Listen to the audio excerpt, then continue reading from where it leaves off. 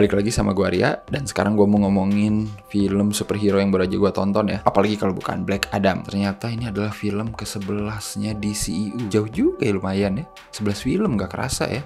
Dari tahun berapa tuh? Man of Steel tahun berapa sih? Lupa ya pokoknya.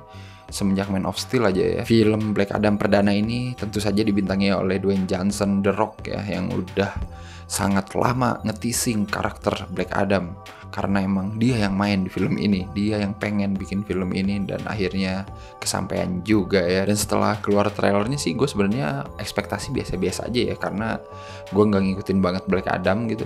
Tapi gue tahu karakternya, yang gue tahu dia tuh kayak lawannya Shazam. Jadi menarik aja nih, tiba-tiba ada lawannya salah satu superhero punya film standalone sendiri. Apalagi Black Adam digadang-gadang sebagai anti-hero ya, mirip sama Suicide Squad kan, yang udah ada 2 film malahan kan Suicide Squad ya. Plus ada filmnya Harley Quinn juga ya, yang sama-sama anti-hero juga. Jadi pengen tahu aja sih pendekatan Black Adam ini kayak gimana gitu ya, karena kan di sini tone-nya kayaknya lebih serius ya kalau lihat dari trailer. First impression gue cukup menghibur asli, bukan berarti menghibur yang boring ya, tapi menghibur yang bikin gua nggak ngantuk gitu. Mungkin karena sutradaranya kali si Jaume Collet-Serra ini bikin pace-nya lumayan cepet, padet gitu. Jadi kayak emang kita nggak dikasih nafas gitu untuk santai-santai. Menariknya lagi dari film ini adalah kehadiran Justice Society ya. Itu menarik banget karena ini mungkin kehadiran pertama Justice Society di layar lebar ya. Sebelumnya kan dia cuma muncul di series ya, kalau nggak salah. Series apa gue lupa, Stargirl ya, sama apa gitu, sama Gotham gitu, atau apa gue lupa. Tolong yang nonton seri-series DC ya. Dan kemunculan Justice Society juga kata gue merupakan salah satu faktor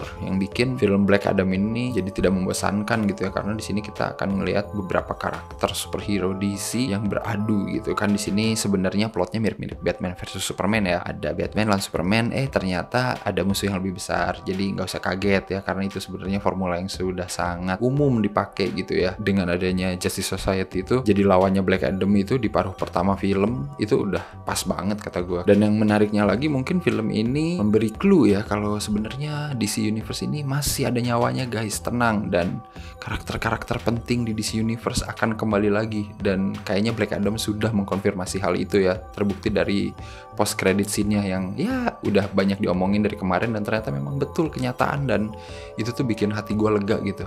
Bagaimana penampilan Dwayne Johnson The Rock sebagai Black Adam?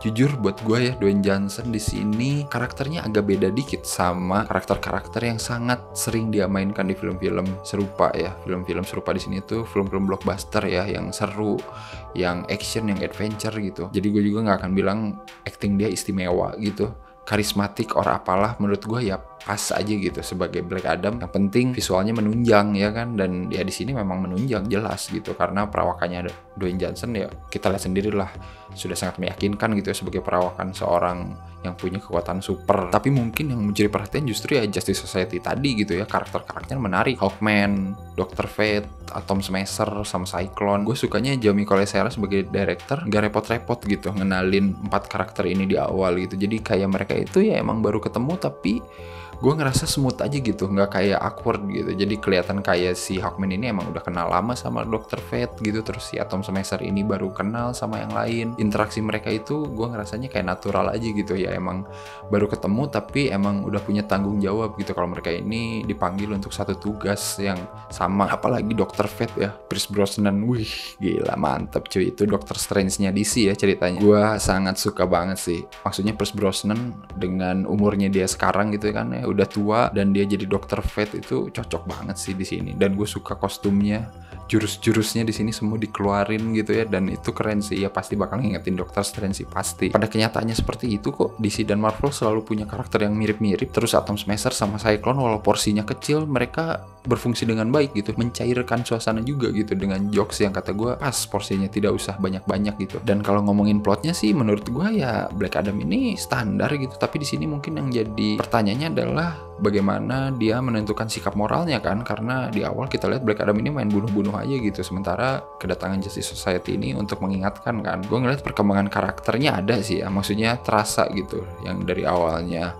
bunuh-bunuhan sampai akhirnya agak tobat dikit gitu karena sadar ya. Tapi juga bukan berarti Black Adam berubah sepenuhnya sih kalau gue lihat ya, karena ya gue lihat dia emang pengen berdiri sendiri aja gitu. Jadi yang menurut dia benar ya dia lakukan gitu. Jadi walaupun bertentangan gitu ya dengan pihak lain, dalam hal ini Justice Society gitu kan. Makanya di post credit scene-nya dateng tuh Pak Bos ya buat ngingetin siapa yang jadi bos di sini. Gue ngerasa tone filmnya juga normal gitu. Maksudnya normal di sini tuh nggak terlalu gelap banget, nggak terlalu dark banget, nggak terlalu kelam gitu. Terus nggak terlalu receh juga gitu, nggak terlalu lawak juga, nggak terlalu sitcom gitu ya. Tapi sayangnya karakter yang justru gue baru suka harus sudah tidak ada lagi gitu ya di akhir film. Mungkin itu salah satu yang gue agak kurang srek ya. Yang jelas ini spoiler, jadi buat kalian yang nggak mau tahu siapa karakter yang hilang nggak usah nonton review ini ya. Cukup sampai di sini. Ketika gue udah mengagumi Dr. Fate-nya Pierce Brosnan, tapi kenapa harus berakhir seperti ini guys gitu ya. Ya itu lebih ke ekspektasi sih, karena gue baru mulai suka gitu ya sama member-member JSA ini gitu. Sayang banget sih, tapi ya udahlah ya, nggak apa-apa. Pierce Brosnan terima kasih sudah nongol di DC Universe. Kalau nanti ada lagi nggak usah ragu-ragu lah, langsung aja terima. Villain di film originnya Black Adam ini ya udah gitu doang ya, super villain yang emang cuman dipakai buat jadi samsak aja gitu ya. Sisanya sih ya udah nggak ada yang terlalu spesial sih dari super villain sabak ini ya, biar nggak terlalu nyuri fokus penonton juga kali, biar penonton rooting aja gitu ke karakter Black Adam. Jadi ya mau villainnya kalah dengan cepat juga ya udah gitu ya, nggak apa-apa, bebas lah itu mah. Yang penting banter Black Adam sama JSA ini gitu. Nah untungnya itu yang lebih lama di sini dan emang worse gitu, karena gue jadi ngelihat interaksi si Black Adam sama Hawkman, sama Dr. Fate, sama Atom Smasher, sama Cyclone itu ya lebih cair aja jadinya mereka. Sisanya sih menurut gue minus-minus yang sebenarnya yang nggak penting-penting amat gitu ya, kayak penggunaan bahasa yang berubah ya kan. Black Adam ceritanya 5000 tahun lalu ngomong bahasa sana gitu ya, bahasa Kandag gitu.